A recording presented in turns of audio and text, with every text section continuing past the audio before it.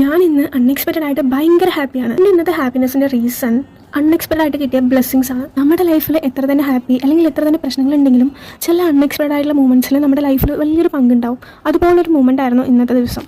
ഇന്ന് രാവിലെ എണീറ്റപ്പോൾ തൊട്ട് എനിക്ക് അയ്യപ്പനെ കാണാനൊരു ഭയങ്കരമായിട്ടൊരു ആഗ്രഹം ഉണ്ടായിരുന്നു. ഒരുപക്ഷെ എനിക്ക് അയ്യപ്പനെ കാണാനുള്ള ആഗ്രഹം തോന്നിയത് ഇടവമാസം 1-ാം തീയതി ശബരിമല തുറക്കുമ്പോൾ കുറേ അയ്യപ്പ ഭക്തന്മാർ ശബരിമലയ്ക്ക് പോകുന്ന വണ്ടികൾ കണ്ടിട്ടായിരിക്കും. ശബരിമലയിൽ പോയി അയ്യപ്പനെ കണ്ട് ദർശനം നേടുക എന്നത് ചിലവർക്ക് ഒരു വലിയൊരു ആഗ്രഹമായിരിക്കും. മേ ബി ഞാൻ പറഞ്ഞ ഈ കാര്യം ഏറ്റവും കൂടുതൽ റിലേറ്റ് ചെയ്യാൻ പറ്റുന്നത് പെൺകുട്ടികൾക്കായിരിക്കും. ഒരു പെണ്ണായി ജനിച്ചതിൽ എനിക്ക് ഏറ്റവും കൂടുതൽ വിഷമമുണ്ടായ കാര്യം എന്താണെന്ന് ചോദിച്ചാൽ ശബരിമലയ്ക്ക് പോകാൻ പറ്റില്ല എന്നായിരിക്കും കുറച്ച് പേരുടെയെങ്കിലും ഉത്തരം. ഇന്ന് അച്ഛൻ്റെ കൂടെ അയ്യപ്പൻ അമ്പലത്തിലേക്ക് പോയി ഞാൻ കണ്ടത് അവിടെ അമ്പലത്തിൽ കെട്ടുനിറ നടക്കുന്നതായിരുന്നു. അവിടെയാണെങ്കിൽ കുറച്ച് കുഞ്ഞുമക്കൾ കറുത്ത വസ്ത്രം അണിഞ്ഞ് അയ്യപ്പൻ്റെ മാലയിട്ട് ശബരിമലയ്ക്ക് പോകാനായി തയ്യാറായി നിൽക്കുന്നു.